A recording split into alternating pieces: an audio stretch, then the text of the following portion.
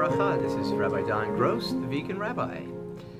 And today we will give you 5 top reasons, both halachically and philosophically, why to be vegan.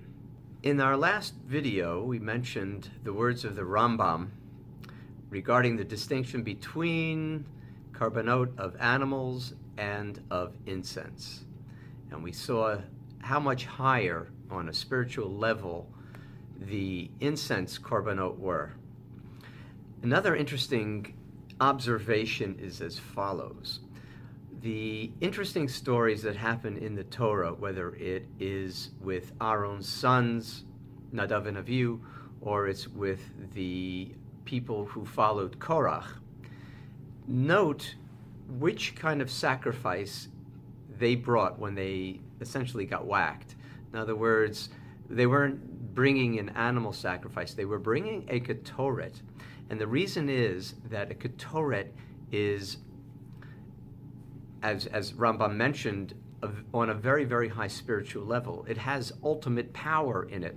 And notice in the Ein Kelohenu, when we read that if one ingredient was left out, then a person is chayav misa, they should receive the death penalty. It's because so much is at stake. It's such a high quality sacrifice. Literally, life and death are in the balance. And in fact, the ketoret was the sacrifice that Moshe told Aaron to bring when there was a plague amongst the people.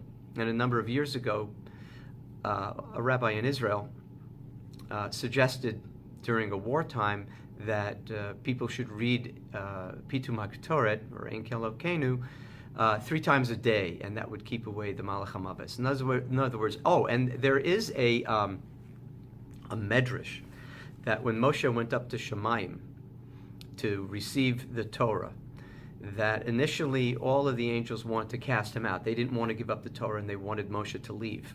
But Moshe was so persuasive that he made friends out of all the malachim, all of the angels, and each one gave him a particular secret relative to their specialty. And the Malach HaMaves, the angel of death, told Moshe, if you bring the ketoret, you can keep me away. Death will stay away. And that's where we get the secret of the ketoret. So we see that the ketoret, which was the one of the incense offerings, are immensely powerful, and really the animal sacrifices are nothing in comparison. So once again, when the third Beis Hamikdash will be rebuilt or built, Bimheira B'Yameinu, those are the sacrifices that we will bring, but not animal sacrifices. Okay, so let's get to the top 5 reasons.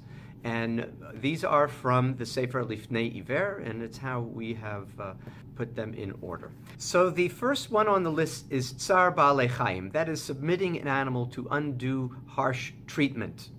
And it is a Torah law, it is forbidden, and that is standard practice within the animal agriculture industry today.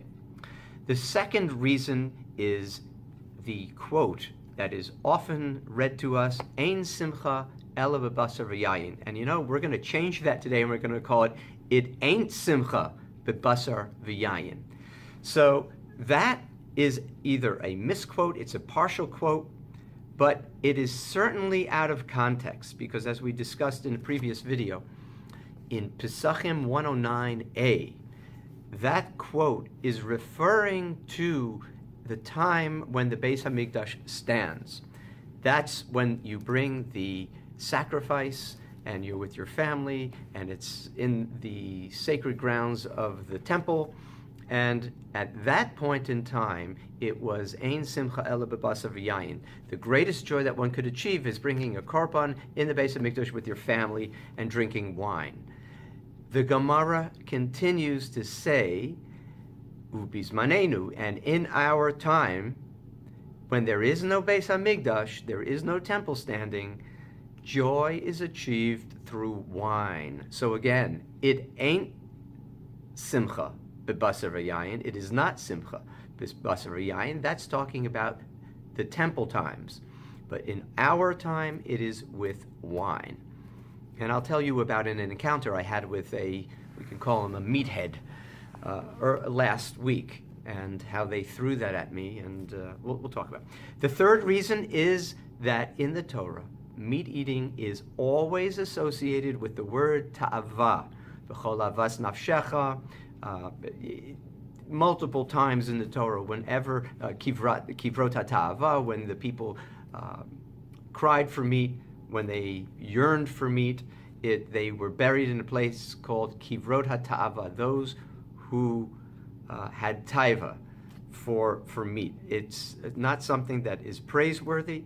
It's always in the Torah put in very, very negative terms, and the term ta'ava, which is the term that is linked to Chava, Eve, when she ate from the tree of knowledge, that term is always associated with meat eating in the Torah. So clearly not a positive thing.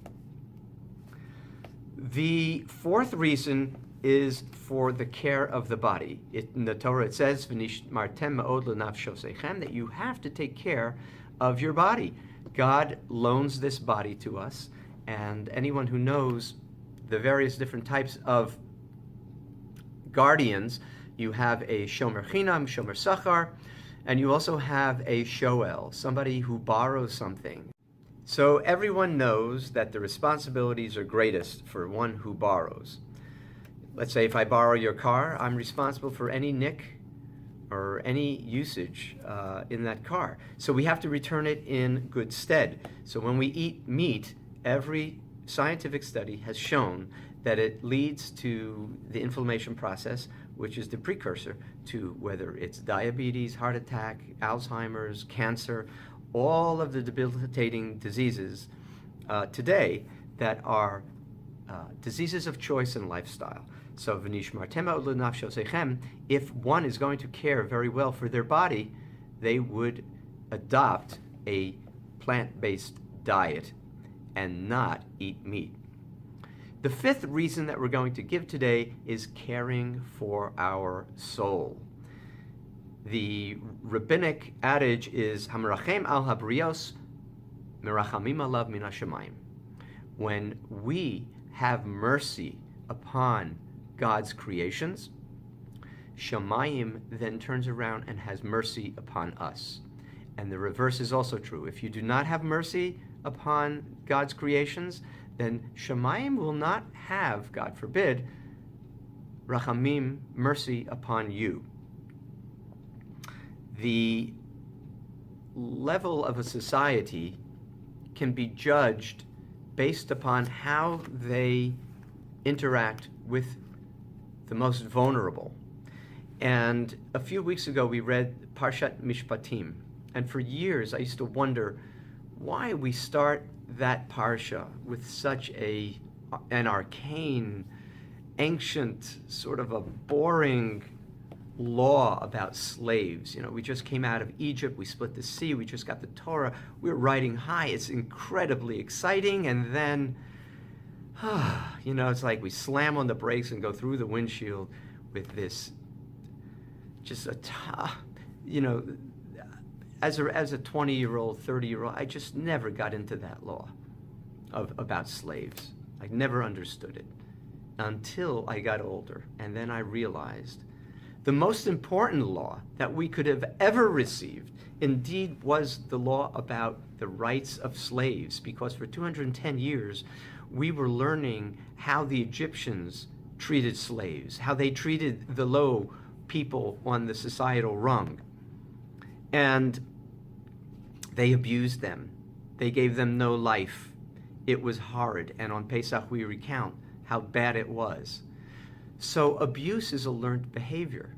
And in order to break it, God gives us that first law about human rights, about the well-being of a slave, and that if you abuse them, they go free. They have rights. This is so universally earth-shaking. I mean, there was nothing ever written like that law in man's law, and we know the history of slaves in America. We know the history of slaves to this day and throughout history.